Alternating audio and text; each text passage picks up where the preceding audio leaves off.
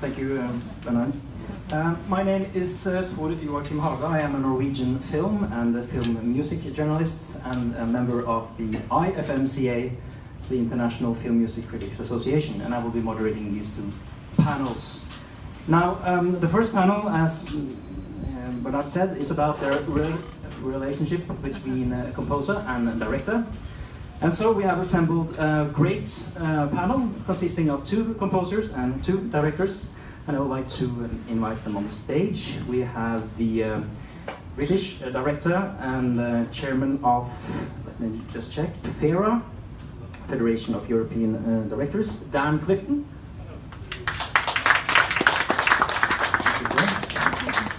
And we have the Swiss composer, Christine Aufderhaar. We have the Swedish director, Alexandra Therese Keining. And we have the Swedish composer, Sofia Ersson. I should point out that Sofia and Alexandra have worked together on a film called Pojkarna, or Girls Lost, which is one of the nominees for the HARPA Award later today. Okay, let me sit down. The relationship between a composer and director is obviously a huge topic. There are many ways to approach this, and we have to narrow it down. And I think one way to narrow it down is to look at the chronology of a film production. Now, I'm sure most of you are familiar with the film production and film music production, but it's always interesting to hear the unique perspectives and practices from each of the professions. So, starting with this chronology, we actually have to start before a composer is ever involved. We have to start with the directors. So what I'd like to ask our two directors is, how aware are you of film music? Meaning, did they teach film music in film school, for example? And what considerations are you making when you're deciding on an appropriate composer for your project? Dan, if you want to go first. Well, hello everybody. Thank you very much for inviting me to be part of this, and in such a distinguished company as well, if I may say. I didn't go to film school, and how do I think about this? Good question. It's an interesting thing, isn't it? It seems to me probably there's two sort of kinds of films that as an audience we're aware of. One of the ones where the music is kind of invisible, and I think there are also films where music is quite, not necessarily present, that's not the right word, but there's a certain clear kind of musical direction that's taken that feels very much like it's part of the signature of the project. So that's sort of one interesting kind of observation. I think for myself, I might, depending on kind of how the project develops, what kind of project it is, I work a lot in documentaries. I probably wouldn't generally think too much about the music sort of early on during the pre-production of the project. I might have a feeling of a sort of atmosphere, and there might be certain tunes that are kind of vaguely in my head. I wouldn't personally describe myself as a kind of person who lives surrounded by music. I don't listen to music when I work, for example, I'm just saying. So I might have some kind of notion, but it would be relatively sort of abstract. And then you come to this moment really when you start editing, when it's like, that's the scary moment when you've got to start making some choices and kind of putting some sort of, arrows in the board, if I can put it that way.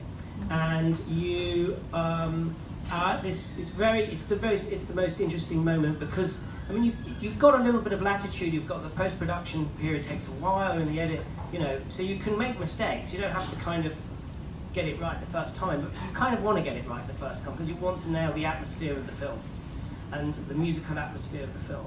So that is the kind of first thing, and I think that in looking for a composer, to come around to the question, you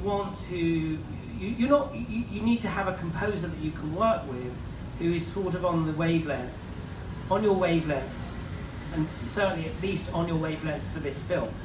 Now, in my experience, I worked with lots of composers. There are some who are very gifted and talented people who just sort of just very professionally kind of get there, and that's an interesting kind of person very quickly. And then there are others who are a little bit more exploratory. And of course, the third area, which we can talk about later, is about the kind of thorny issue of guide music. because that's something that directors often use and is problematic, I think, for various reasons which we can get into. But I hope that is a first, perhaps, answer, stab at an answer. Yeah, that's an excellent answer. Alexandra, what's your awareness in terms of film music when you start a project? Yeah, I think like in great contrast to you, I listen a lot to music, and I sort of started off being a music director, making music videos. So I also use music in the films that I make to rhythmically to cut to the rhythm of the piece that I'm going to use later on, and depending, I think, on the genre, you know, of the film, if it's a fantasy film or if it's an action film or if it's a drama, music is really as important to me as the photography and the cinematography and the editing of the film. So for me, I'm aware of it very early on, and I try to look for reference music once we start shooting, and I usually invite the composer on the set or together with the editor to get a feel of what kind of film it is and what kind of air and just the I think overall feeling of it. Girls Lost, which Sophia composed, was really the music was almost like a character because it's not dialogue based, so the dialogue is very it's minor, and it's almost like the music is telling the audience a lot about what happens to the main character, together with the cinematography, without the character explaining it or saying it. And by doing so, the music sort of was presented very early on to give the audience a feeling that this is going to be an experience that's very much in tune what you, the viewer, feel for that film and for the music. It's not your regular experience when you go to the cinema. It's almost like a very long music video in some places. So that's why I think it's when I went to film school, I kind of was taught that music and cinematography was something that was necessary, and I think I use especially music as a tool. I mean, it's as important for me as the actors and as the editing and cinematography as well. Yeah, actually, some of you said it takes us neatly into the next part of the chronology. You talked about the early stages, and the next stage, obviously, is the first meeting between composer and director, which in many cases also is the spotting session, you know, deciding where there should be music and no music. And so I really wanted to ask the composers about this first meeting with the director, and maybe if that's also the spotting session. If you could say something about the experience in that part of the process, Christine.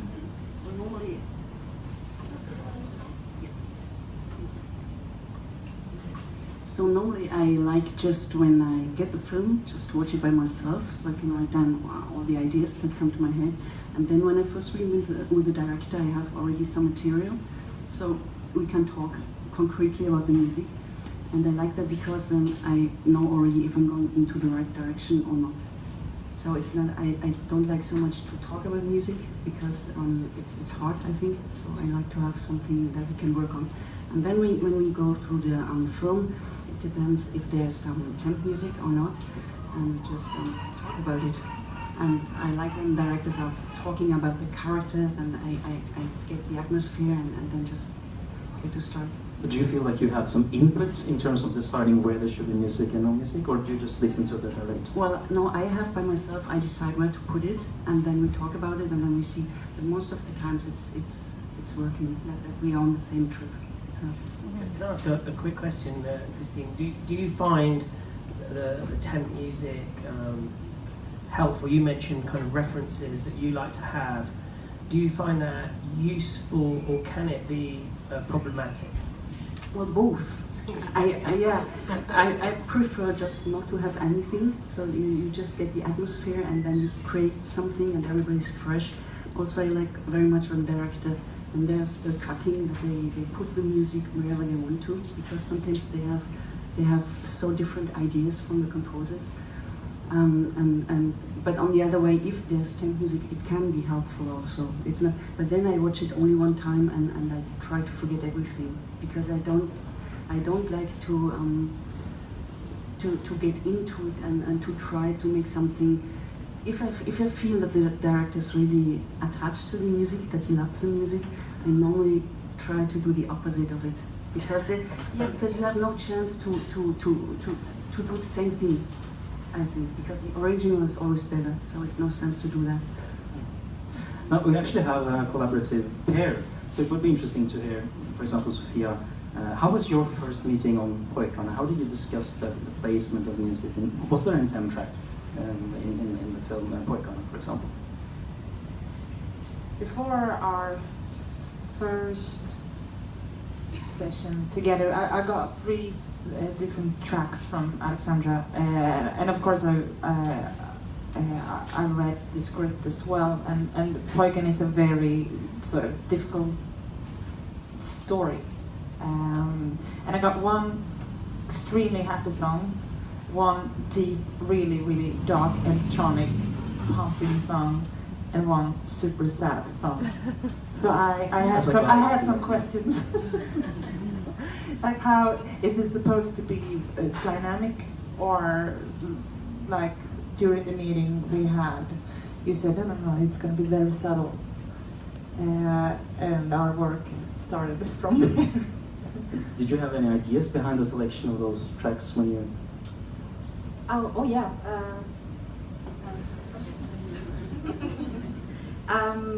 Because I don't know, maybe some of you haven't seen Girls Lost. It's a very dreamlike fantasy film that sort of it goes back and forth between a dreamlike state, and then it's very realistic, very harsh, very hard. So that was my intention, I think, by sending her 3 tracks that sort of was very much in contrast to one another.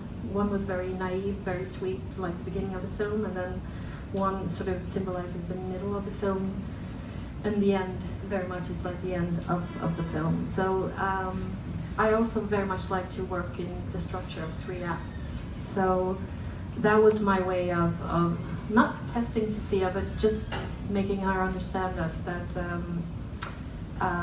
that would be. I very much needed her fantasy, and I needed her mind to be very creative and very open to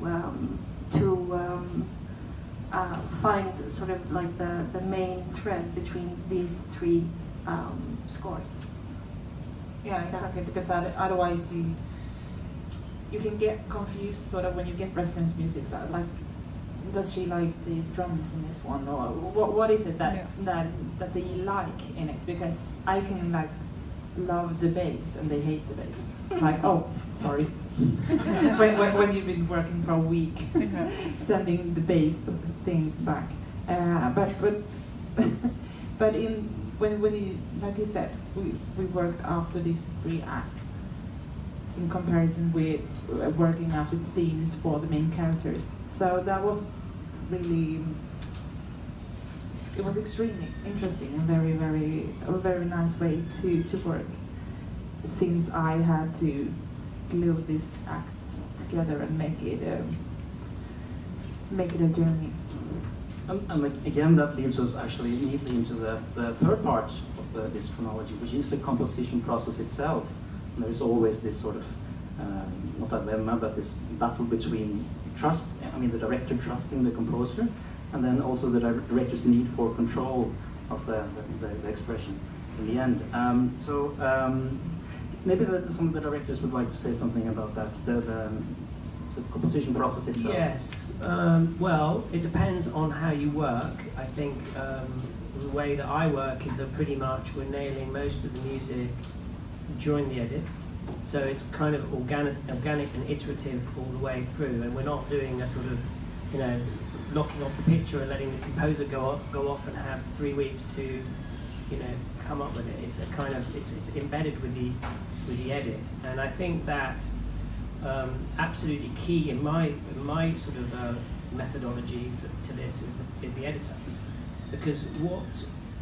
when we have those first meetings, it's a sort of an exploratory thing, and it's something that is kind of relatively sort of abstract or in my head, and you hope to try and somehow, with these different tools we discussed, kind of bring the composer up to speed. But it's then it becomes more specific as you start to get music in, and then you put it into the film.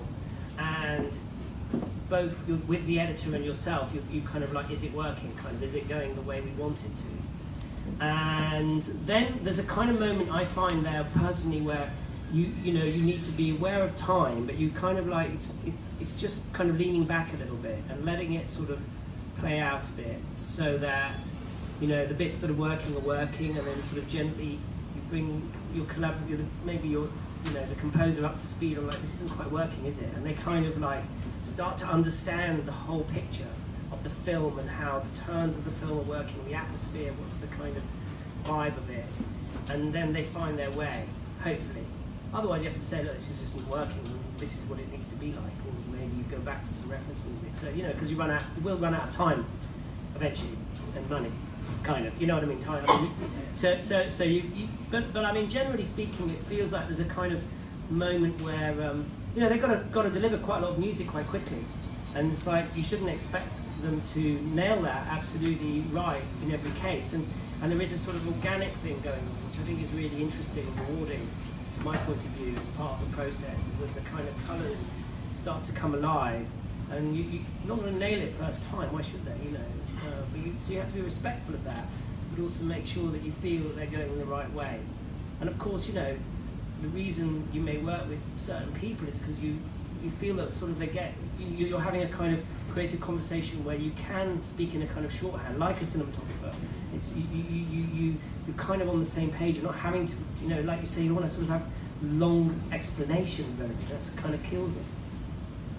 Is that the same type of experience you have? Oh yeah, I think during the editing, before we lock the editing, I usually use light versions or dummies of the same music that we're going to use later on, but it's just a lighter version where it's sort of the bass of not the instrument, the bass, but the whole, maybe the first version or something like that it's not really worked through yet, but you still have it in the places where you put, where you want to put the music. Because that's also one of the most fascinating things for me, how you can really work the dynamics of a scene depending on where you place the music.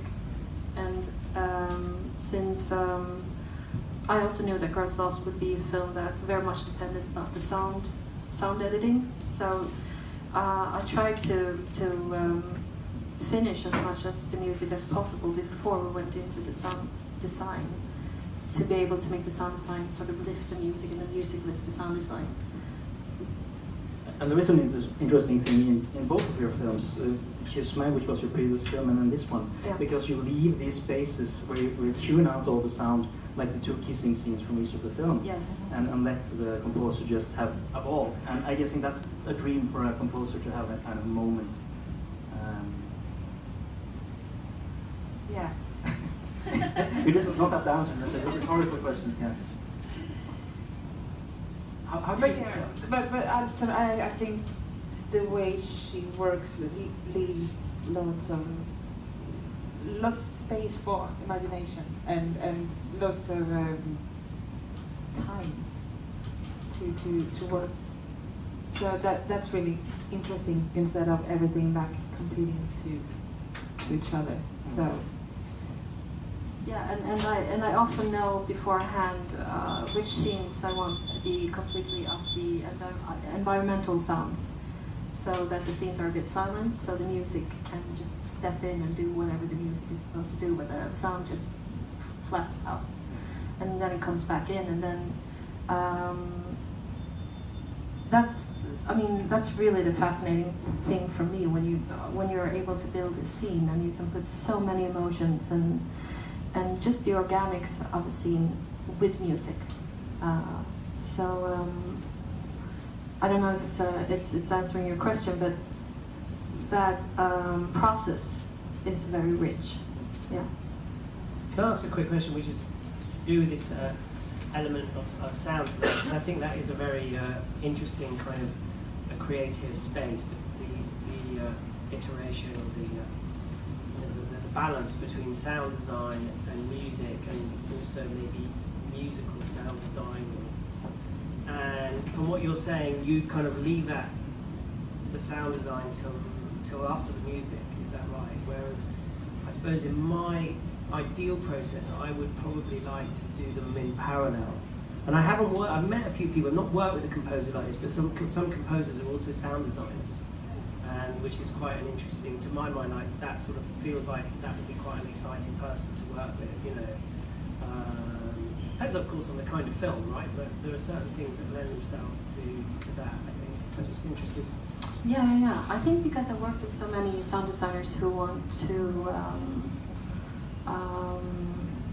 who are also very musical, so they use the sound as music sometimes, which is very nice, and it works in a lot of genres, in a lot of films, but in this particular film I wanted sort of the music to, like I said, to overtake the whole, you know, atmosphere and so it was specific to that film as opposed to yeah. the kind of methodology that you would want to have in all your films? Yeah, probably, yeah. I think so. And also, I was watching Girls Ross and I really liked it.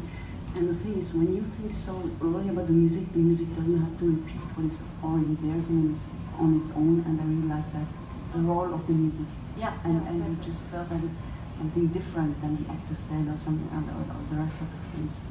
It's special, it's not often. Oh yeah, thank you very much. I think also because we decided not, usually you work with the music as sometimes with each character having a theme. We sort of abandoned that very early on, and we went through the structure of a 3-act instead of having different themes, because there would be a lot of themes. And it would also sort of, I don't know. Maybe leave out the audience as well. Oh yeah. I think that since it's a complicated story, the music, I think, helped the audience to just like relax and get to know the characters, or get to know the story in a really great way. Yeah, you know, I'm rather curious now listening to you guys talk about the type of language you use to communicate, and I just want to say just a brief story. When Danny Elfman did the music for a film called Dick Tracy, and the director was Warren Beatty, he kept, because Warren Beatty is a very musically knowledgeable person, and he kept giving Danny Elfman these very specific musical terms, like in the fourth bar, could you have a portamento figure in the strings, and stuff like that. And it was very frustrating for Danny Elfman, because half the time he had no idea what Warren Beatty was talking about. So that's one extreme, and the other extreme is saying nothing at all. And I would like to ask both the directors and the composers, first of all, as a composer, what type of language would you prefer from a director? How should they communicate to you? Just not musical language. I once had a director, and he had studied music, so he was telling me that when he did air training, that he never recognized a certain cadence. So I was supposed to make this cadence so he could go and try to find it, but it was more a joke, and it was so ridiculous. There's no sense now. But it's just like, if I'm not getting it, that the director tells me what the audience is supposed to get. So that's all the function of the music. But not, yeah. What about you, Sophia? What you prefer? I think I prefer the long conversation way, where you sort of get to know the director from the person's emotions, sort of. Like I remember one time, now maybe this will sound bad, but I remember you talked about drums, but you were really talking about a rhythm, and that's two different things. And when you really get to know, and when you really get into the process, like I got to see all the scenes as well. I had this app, so I was really close to the process of the film outside our relationship in the film. So it takes some time to communicate, but I don't think it's like one method that will. It depends. I need to understand Alexandra, what she wants, and I need to get into her emotion and her world and what she's trying to explain, and sort of be her hand. I think it's the same thing with the composers as with cinematographers and editors. You have to have that personality, that click, that you understand each other. Of course you have to talk and you have to have conversations, but after a while it needs to be organic. You need to just be able to sort of understand quite quickly after a while. So what type of language are we talking about? Subtext, or what kind of words do you use when you talk to Sophia about the film? I think very much one of the lead words for Girls Lost was being very subtle with everything, and subtlety can be very different for each person. It was I think just finding the balance, talking about subtlety and balance, and trying to keep that communication going all through the whole, scoring process. And sometimes you disagree, and sometimes you have, arguments, and I think that's just the way it's supposed to be. What about you, Dan? What type of language you use? Well, I think I would like to. Well, first of all, I probably would, hope that the composer had shared the script, or had some idea of the story we were telling, and had formed their own view of what was interesting about the story before we'd kind of really started to talk. And probably, in an early meeting, we might look at rushes, or we might look at some assembled sequences if they existed, And then it would be a kind of sense of like, what are the colours of this scene, or what are the emotions of this scene? And often for me, maybe because in documentaries this is more important, but what are the kind of terms? Because in documentary films, more perhaps I think than in drama, I could be wrong about this, but there are often quite emphatic turns and kind of emotional turns, sort of story turns, where the music is going to have to really do some quite heavy lifting. So it's kind of getting people up to speed about what those sort of those beats are, and how the music might have to help. So I would say it's those sorts of things.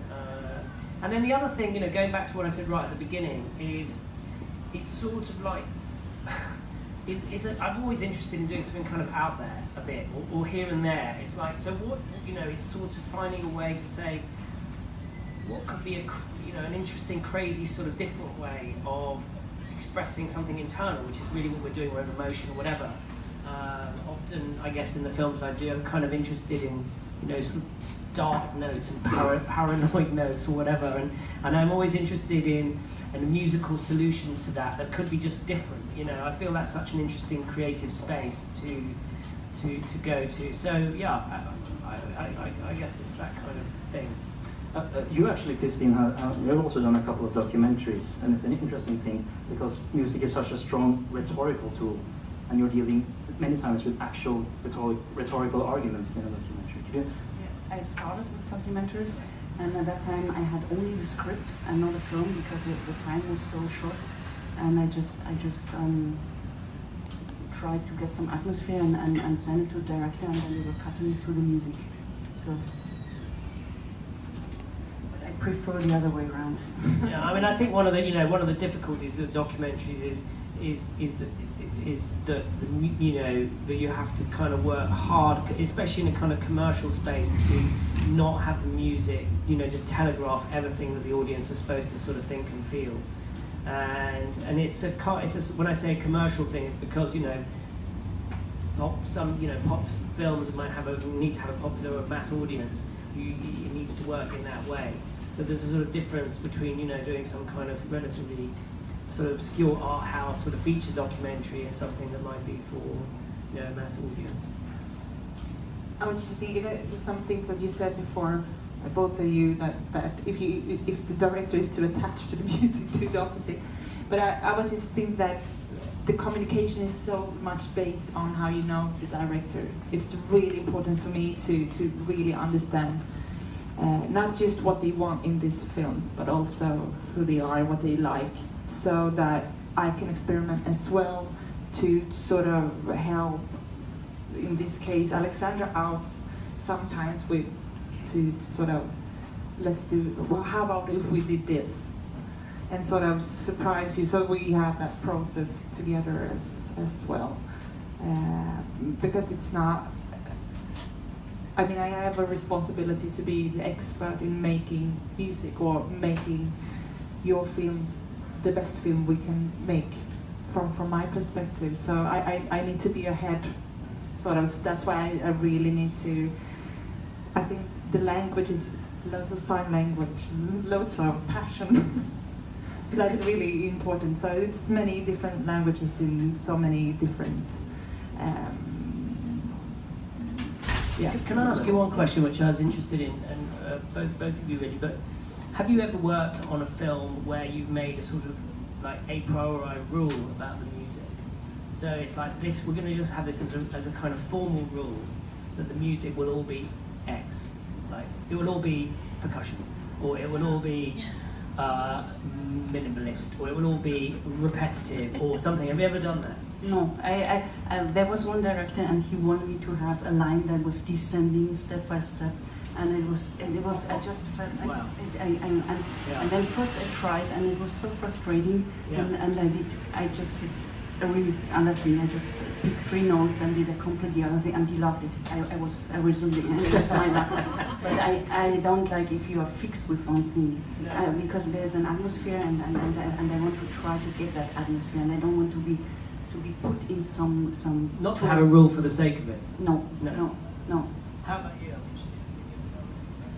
I'd never done that for a professional purpose, but maybe for like a kickoff.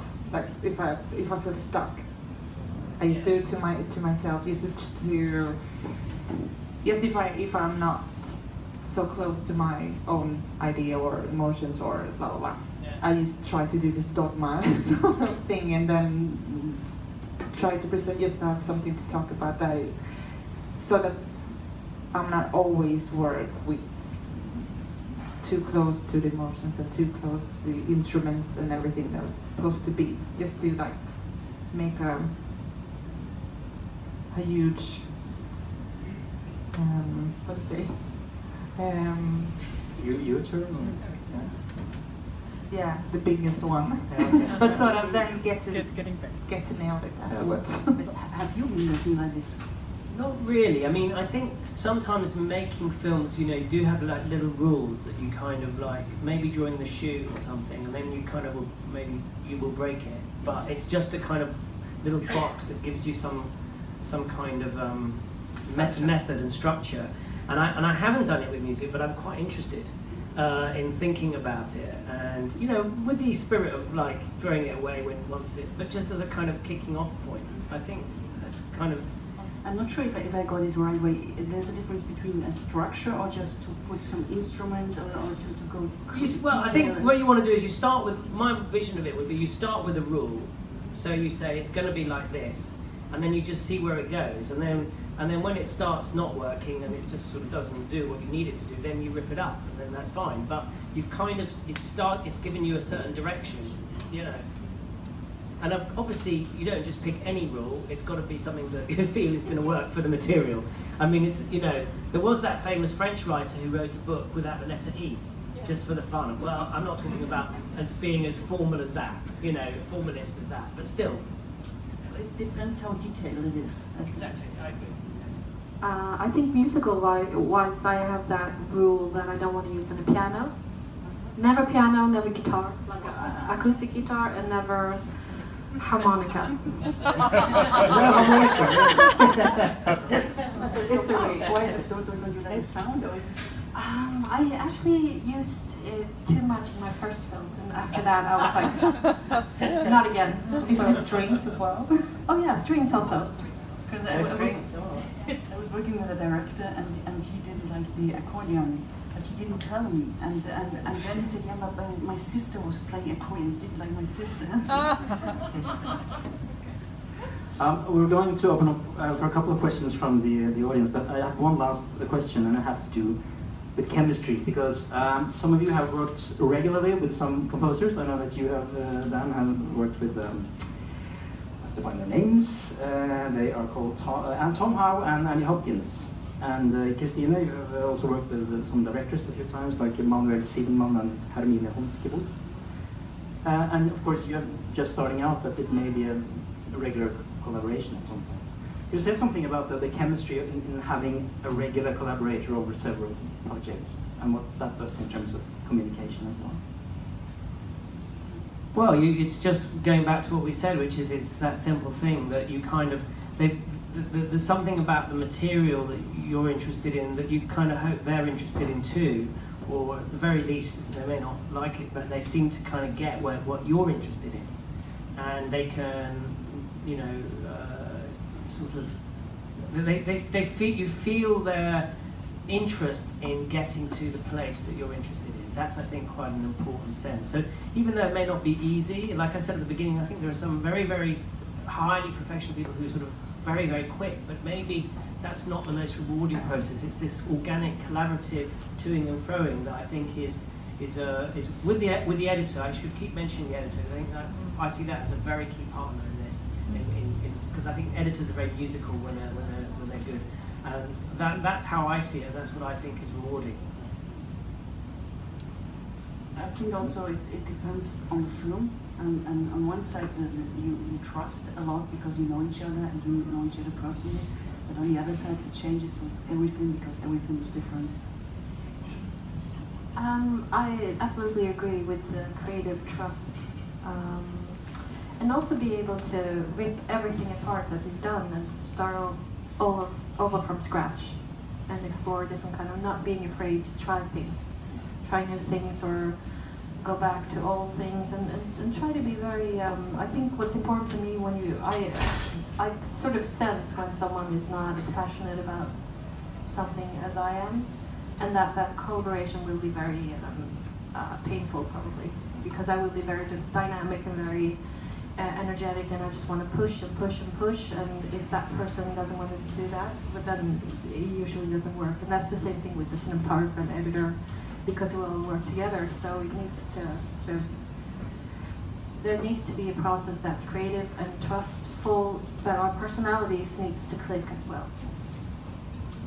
I think Dan has to leave us now. He has to go to a meeting. So, but Thank you. so thank you for Thank Dan you. Clifton.